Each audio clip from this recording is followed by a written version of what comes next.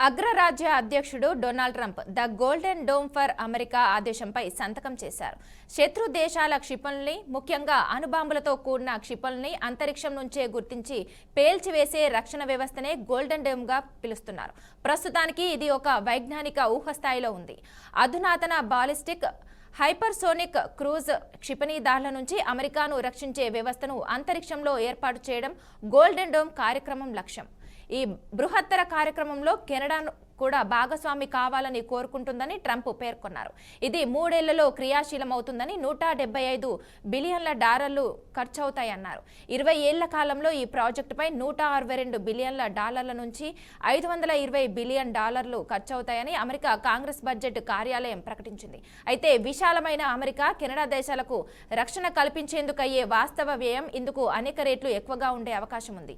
ఈ కార్యక్రమం అంతరిక్షంలో ఆయుధ పోటీకి, ఖగోళంలో సైనిక కార్యకలాపాలకు దారితీస్తుందంటూ చైనా, రష్యా విమర్శించాయి.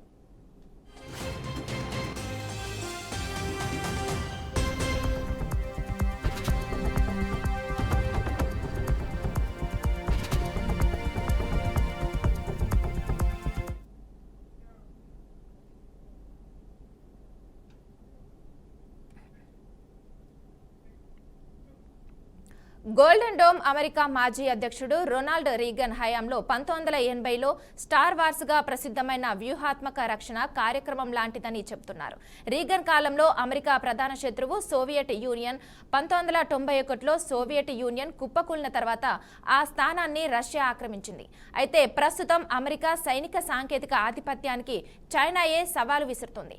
రీగన్, ట్రంప్ ఇద్దరూ తమ పదవీకాలం ప్రారంభంలో అంతరిక్ష రక్షణ వ్యవస్థ గురించి ప్రస్తావించారు.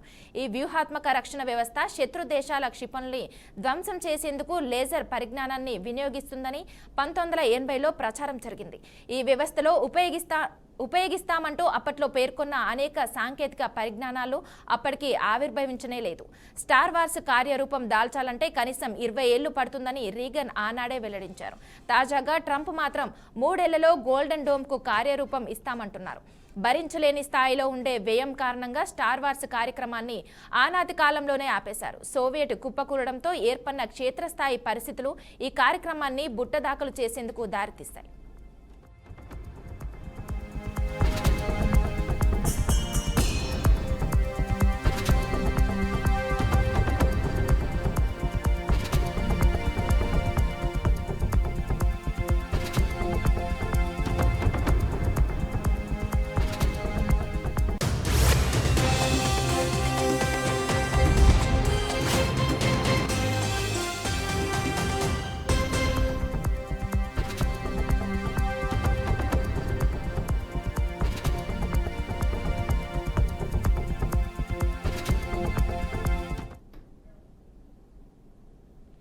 దాదాపు 7 కోట్ల మంది మరణాలకు, భారీ వ్యయానికి కారణమైన రెండో ప్రపంచ యుద్ధం ముగిశాక ఐక్యరాజ్య సమితి ఆధ్వర్యంలో ప్రపంచ దేశాలు ఒక అంగీకారానికి వచ్చాయి. ఆ ప్రకారం అంతరిక్షం ప్రపంచ దేశాలన్నిటికీ చెందుతుంది. దానిపై యాజమాన్య హక్కు ఏ ఒక్క వ్యక్తికో, సంస్థకో, దేశానికో పరిమితం కాదు. ఈ ఒప్పందం చంద్రునికి, అంతరిక్షానికి, ఇతర ఖగోళ విషయాలన్నింటికీ వర్తిస్తుంది. ఈ మేరకు ఐరాస సర్వసభ 110 తీర్మానాన్ని 1947 నవంబర్ 3న ఆమోదించింది. దీని ప్రతిపాదికన ఐరాస సభ్య దేశాలు 1961 డిసెంబర్ 20 నాటికి 1721 తీర్మానంతో పాటు 1962 డిసెంబర్ 14 నాటికి 1802 తీర్మానాన్ని ఆమోదించాయి. ఇందులో భాగంగా అంతరిక్షాన్ని మానవాళి మొత్తానికి ప్రయోజనం కలిగించే ప్రయోగాల కోసం ఉపయోగించాలని, దానిపై యాజమాన్యం ఏ ఒక్క దేశానికి పరిమితం కాదని, ఎవరు అంతరిక్షాన్ని ఆక్రమించరాదని, మానవ దూతలుగా వ్యోమగాముల్ని అంతరిక్షంలోకి ప్రవేశపెట్టే విషయాన్ని అన్ని దేశాలు పరిశీలించాలని ఈ తీర్మానాల్లో పేర్కొన్నారు. కాలక్రమంలో ప్రపంచ దేశాలు 5 అంతరిక్ష ఒప్పందాలు కుదుర్చుకున్నాయి. ఐరాస ఖగోళ అంశాల కార్యాలయం వీటి అమలును పర్యవేక్షిస్తుంది.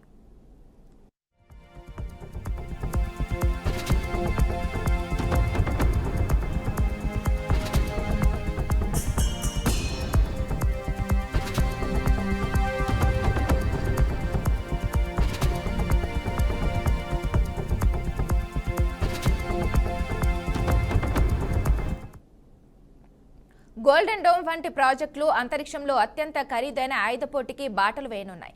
తాను అంగారక గ్రహంపై కాలనీ నిర్మించాలని అనుకున్నట్లు ప్రపంచ కుబేరుడు ఎలాన్ మస్క్ ప్రకటించినప్పుడు ప్రపంచ దేశాలు ఒకంత అసహనానికి గురయ్యాయి.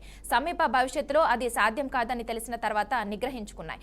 అంతరిక్షంలో ప్రైవేటు యాజమాన్య హక్కులతో కూడుకున్న ఆస్తిని ఏర్పాటు చేయడం ప్రస్తుతానికి అసాధ్యం. అయితే గోల్డెన్ డోమ్ తో అంతరిక్షంలో ఇతర ప్రమాదాలకు ఆస్కారం ఏర్పడింది. ఇప్పటిదాకా ఉపగ్రహ వ్యవస్థల్ని రిమోట్ సెన్సింగ్, టెలికమ్యూనికేషన్ రంగాల కోసం మాత్రమే ఉపయోగించుకుంటున్న ప్రపంచ దేశాలు భూగోళం మొత్తానికి వర్తించే సమాచారాన్ని ఇచ్చిపుచ్చుకుంటున్నాయి. ఖగోళ వస్తువుల్ని గుర్తించడంలో పరస్పరం సహకారం అందించుకుంటున్నాయి. ఒక దేశం అంతరిక్షాన్ని సైనిక కార్యకలాపాలకు వినియోగించుకోవడం ప్రారంభిస్తే ఇలాంటి సహకారం మృగ్యమవుతుంది. శత్రు దేశాలకు తన సొంత ఉపగ్రహాల సమాచారాన్ని అందించేందుకు ఏ దేశమూ అంగీకరించదు.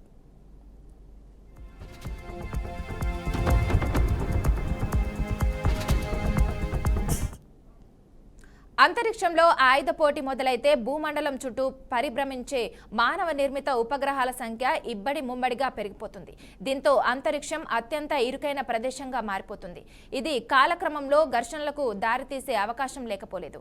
ఒక దేశం మరొక దేశానికి చెందిన ఉపగ్రహాన్ని అడ్డుకోవడం, అంతరిక్ష కక్షలో తిరుగుతున్న ఉపగ్రహాలు ఒకదానితో ఒకటి ఢీకొని వివిధ దేశాల మధ్య వివాదాలు తలెత్తడం వంటి ప్రమాదాలు పొంచి ఉన్నాయి. ఇలాంటి ఘటనలు ప్రతీకార చర్యలకు, యుద్ధాలకు దారితీసి ప్రపంచ శాంతికి భంగం కలిగించే ముప్పు ఉంటుంది. గోల్డెన్ డోమ్ వంటి ప్రాజెక్టులు ప్రపంచ నేతల ఆహాన్ని సంతృప్తి పరుస్తాయేమో కానీ క్షేత్రస్థాయిలో విజయవంతమయ్యే అవకాశాలు తక్కువే. ఇలాంటి ప్రాజెక్టుల వల్ల తలెత్తే ప్రమాదాల గురించి ట్రంప్ యోచించకపోవడం విస్మయకరం. అందరికీ చెందాల్సిన అంతరిక్షం వంటి వనరుల్ని పరిరక్షించుకోవడం ఇప్పుడు ప్రపంచ దేశాల ముందున్న అతిపెద్ద సవాల్.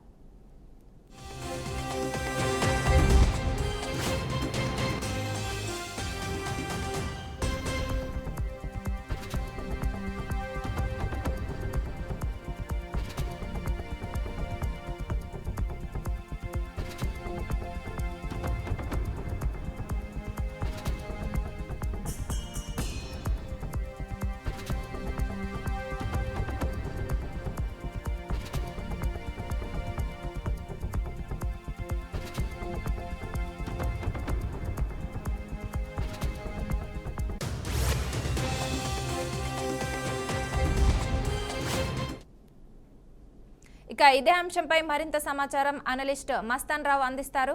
మస్తాన్ రావు గారు చెప్పండి. గుడ్ మార్నింగ్ అండి. న్యూస్ ప్రేక్షకులకు మీకు కూడా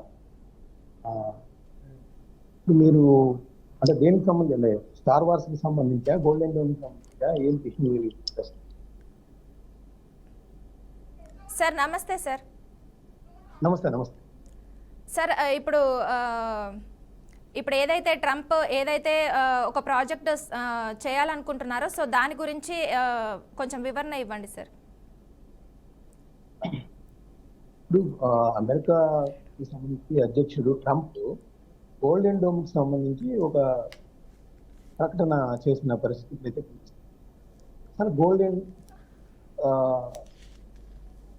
గోల్డెన్ డోమ్ అంటే ఏంటి, దానికి సంబంధించిన వివరాలు మనం చూద్దాం. అంటే ప్రస్తుతం ప్రపంచంలో అనేక దేశాలు వాళ్ళ స్వీయ రక్షణ కోసం అనేక విమానాలు కావచ్చు, లేకపోతే క్షిపణులు కావచ్చు, అన్ని కూడా సమకూర్చుకుంటున్న పరిస్థితి అయితే ఉంది.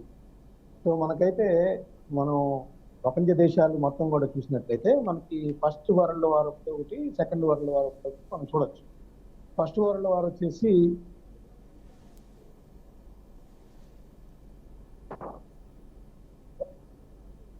First world war, second world వార్లో కోట్లాది మంది చనిపోయిన పరిస్థితి అయితే మనం చూసాం.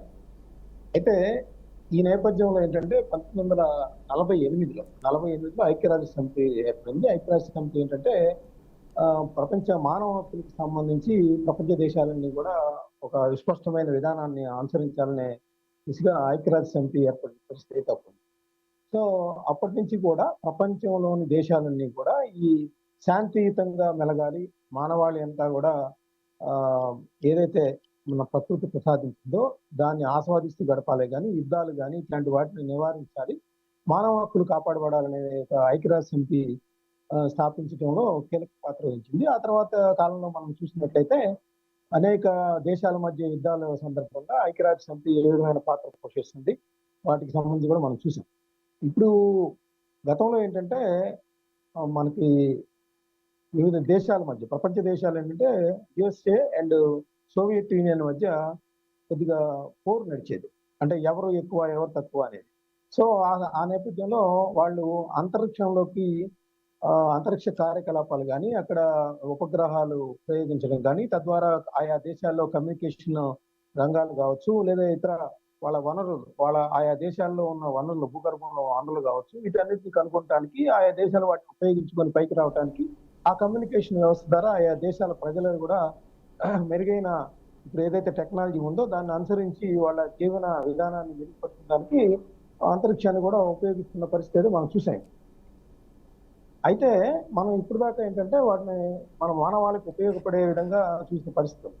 ఇప్పుడు ఏంటంటే యుద్ధాలు వస్తున్నప్పుడు, యుద్ధాలు సంభవించే సందర్భంలో ఏం జరుగుతుందంటే మనం ఇప్పుడు ఇటీవల మనం చూసినట్లయితే ఇండియా పాకిస్తాన్ మధ్య ఘర్షణలు జరిగిన పరిస్థితి ఉంది పహల్గాం దాటి తర్వాత.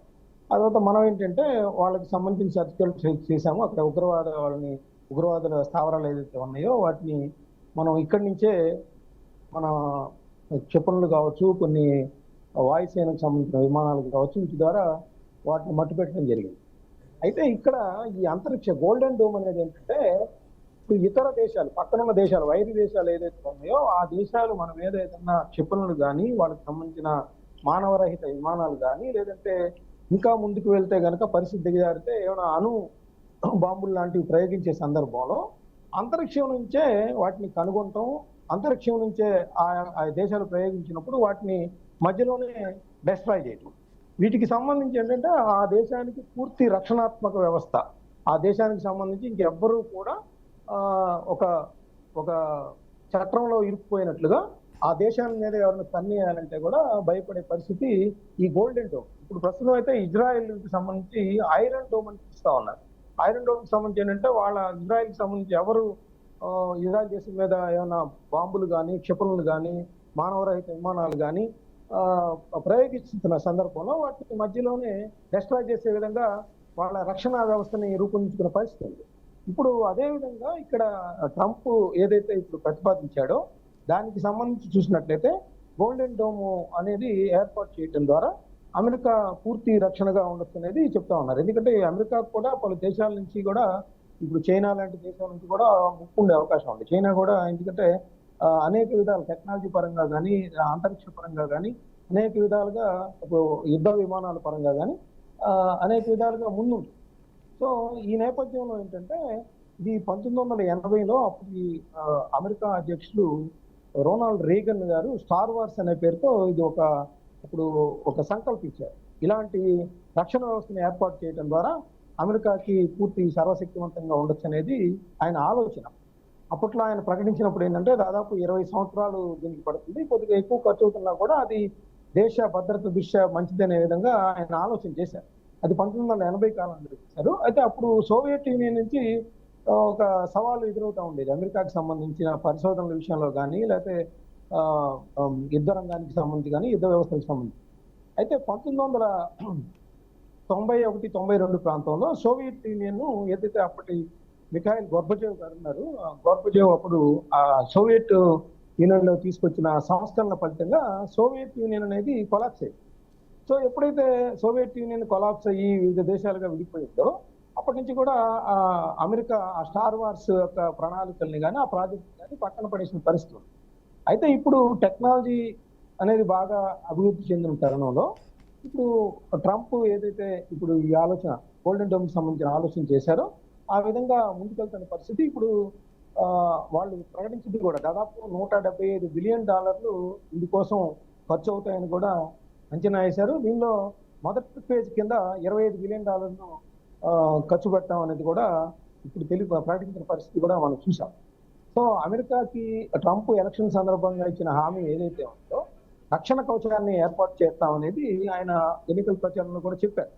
సో దానిలో భాగంగానే ఇప్పుడు దానికి సంబంధించిన ప్రకటన వెలువడిందని కూడా మనం చెప్పచ్చు.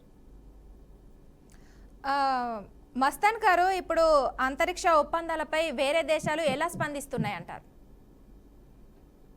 అంటే దీనికి సంబంధించి ఏంటంటే అమెరికా చాలా విషయాల్లో గుత్తాధిపత్యంగా ఉంటుంది. కానీ 1948లో ఐక్యరాజ్య సమితి తీర్మానం చేసిన ప్రకారం అంతరిక్షం అనేది అందరికీ చెందింది.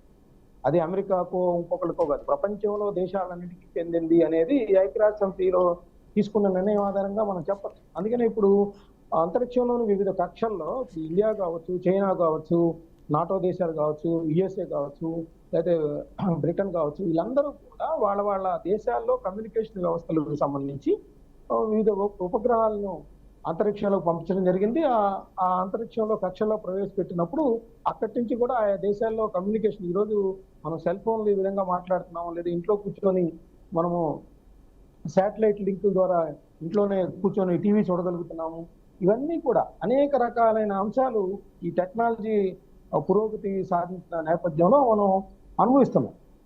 మన మానవ జీవితం కూడా సులభమైనదని కూడా చెప్పచ్చు. గతంలో టెలిఫోన్ చేయాలంటే ఎక్కడికో వెళ్ళాలి, ఎస్టీడీ బుక్ చేసుకోవాలి, లేకపోతే అంతకుముందు ట్రంక్ కాల్ బుక్ చేసుకోవాలి. ఈ రోజు మనం ఇంట్లో నడుస్తూనే లైవ్ చూడగలుగుతున్నాం, నడుస్తూనే ఫోన్ మాట్లాడగలుగుతున్నాం. ఎక్కడో మారుమూల అరణ్యాల్లో ఉన్న అడవుల్లో ఉన్నప్పటికీ కూడా ఈ రోజు మనం అంత పురోగతి సాధించిన పరిస్థితి ఉంది. సో ఆ నేపథ్యంలో అంతరిక్షం అనేది ఏ ఒక్కరికి చెందింది కాదు అనేది మాత్రం ఇక్కడ స్పష్టంగా తెలుసుకోవాల్సిన అవసరం. వేరే దేశాలు కూడా విమర్శించింది ఏంటంటే అమెరికా మరీ ఎక్కువగా ఆలోచిస్తుంది ఈ విధంగా. అంటే ట్రంప్ వచ్చిన తర్వాత ఆయన నిర్ణయాలన్నీ కూడా అదే విధంగా ఉంటా ఉంది. సో ఆయన వివిధ దేశాల మధ్య నేను యుద్ధాలు నివారిస్తానంటాడు, లేదంటే నేనే కీలక పాత్ర వహిస్తానంటాడు, నేనే సుంకాలు పెంచుతానంటాడు, మళ్ళీ తగ్గిస్తానంటాడు. వాళ్ళ దగ్గర ఉన్న విద్యార్థులను కూడా ఇబ్బందులు పాలు చేసే విధంగా అనేక నిర్ణయాలు వెలువరిస్తా ఉన్నారు, కోర్టుకు వెళ్తా ఉన్నారు. సో ఇప్పుడు కూడా ఏంటంటే ఈయన కొద్దిగా ఆయన పరిపాలనలో ఏదో సాధించారు, ఈ ప్రపంచంలో తన హయాంలోనే అన్ని జరిగిందని చెప్పుకోవాలన్న దీంతో ఇప్పుడు ఈ గోల్డెన్ డోమ్ కి సంబంధించిన ఆలోచన కూడా ముందుకు తీసుకెళ్తున్నారు. అదంటే గతంలో ఆయన రొనాల్డ్ రీగన్ పండించినప్పుడు అప్పుడున్న సాంకేతికత ఆధారంగా చూస్తే ఒక 20 ఏళ్ళు పడుతున్నారు. ఈయనైతే ఇప్పుడు ఏ ఇలాంటి టెక్నాలజీ ఉన్న నేపథ్యంలో సో ఇప్పుడు అంతరిక్షంలోకి ఉపగ్రహాలు ప్రవేశింప చేయడం అనేది చాలా సులభతరంగా మారిపోయిన పరిస్థితి ఉంది. సో ఆ నేపథ్యంలో దాన్ని ఆధారంగా ఈయన ఈ గోల్డెన్ డోమ్ అనేది అమెరికాకి ఒక రక్షణ వ్యవస్థగా రూపొందించడానికి 3 ఏళ్ల కంటే ఎక్కువ సమయం పట్టదనేది కూడా చెప్తా ఉన్నారు.